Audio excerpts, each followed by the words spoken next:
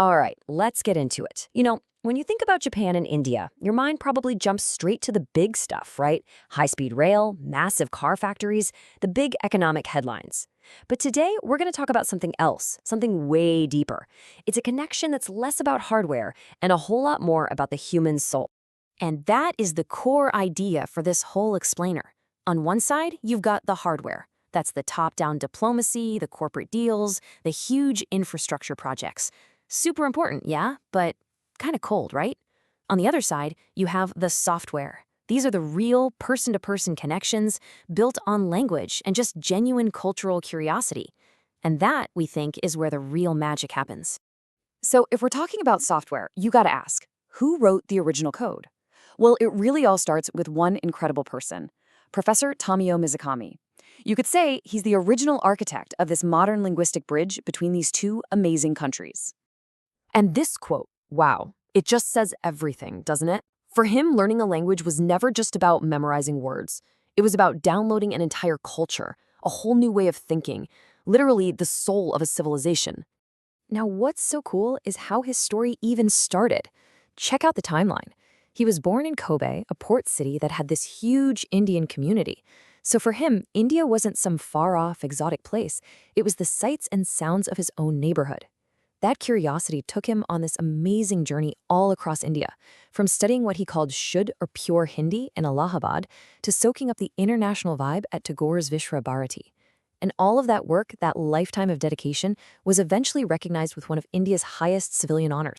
And his contributions were, they were monumental. He wasn't just translating things, he was a cultural preservationist. Think about it. Co-authoring a massive Japanese Punjabi dictionary, that helps keep a language alive and thriving. And then translating hundreds of Bollywood songs, that was his way of making the software of Indian pop culture accessible to everyone in Japan. He opened up a whole new window for people to look through. And this picture, well, it speaks volumes. When the prime minister of a country like India calls you a living monument, you know you've done something extraordinary. You haven't just built a bridge, you've become a permanent part of the foundation itself. So, Professor Mizukami laid this incredible academic groundwork. But now, a whole new generation is taking his life's work out of the university lecture hall and making it go viral on social media. And the scale we're talking about is just mind-blowing. Take a guy like Namaste Kohei. With 2.7 million subscribers on YouTube, he's reaching an audience that traditional diplomats could only dream of. And this whole thing is linguistic surprise. He'll walk up to Indians in Tokyo and just start speaking fluent Hindi, and their faces just light up. It's an instant, joyful connection. But, his journey wasn't all smooth sailing. He hit a pretty big bump in the road. Back in 2021, he put out a music video called Curry Police, and, well, a lot of people called it out for relying on cultural stereotypes. For a lot of creators, something like this would have been the end. The backlash was serious, and it really threatened his whole channel, which was built on this idea of cultural appreciation. So, what happened next? He pivoted, and honestly, it was brilliant. Instead of getting defensive, he first owned up to the criticism. Then, he completely changed his approach, moving away from caricature and diving headfirst into deep immersion. He actually moved to Delhi and lived there for 3 years. And now, he's even learning Tamil, showing a real commitment to understanding India's incredible diversity.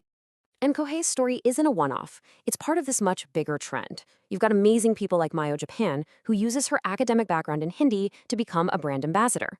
And then there's former ambassador Hiroshi Suzuki, who became a master of what you might call gastro-diplomacy, going viral for his genuine, absolute love of Indian street food.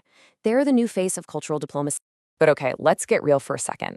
This deepening relationship isn't just a highlight reel of viral videos and amazing food. As the connection gets stronger, it also gets more complicated.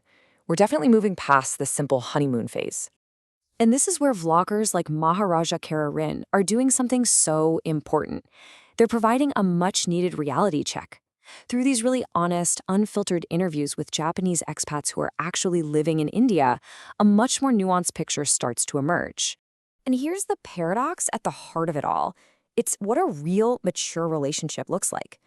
On the one hand, there's this profound, deep love for the culture, the people, the food, the spirituality. But on the other hand, there's this real frustration with the system, the bureaucracy, the power cuts, the taxes. It's messy, it's real, and it's complicated. So, if the relationship is getting more real and more complex, where does it all go from here? Well, it looks like the answer is a kind of full spectrum synthesis. This deep cultural understanding is now spreading out into all these specialized fields, creating what looks like a truly shared future. And you can see this happening in real time, all over the place. You've got a chef like Takamasa Osawa, who's so dedicated he's literally known as Biryani Osala. In the wellness world, Nozomu Hagihara is teaching Dharma yoga to a huge online audience. And then in the corporate world, Ryuko Hira is using her fluency in both cultures to make massive industrial deals happen. It's everywhere. So what we're witnessing here is the rise of something totally new. Let's call it the indigo chrysanthemum synthesis. This is more than just a friendship. It's a shared intellectual and cultural future, and it's all built on that linguistic bridge that Professor Mizukami started building all those years ago. And that leaves us with one final big question to think about. In a world that's so focused on giant infrastructure deals and geopolitical hardware, is it possible that this kind of deep cultural software, this real person-to-person connection, is actually the most powerful form of diplomacy there is?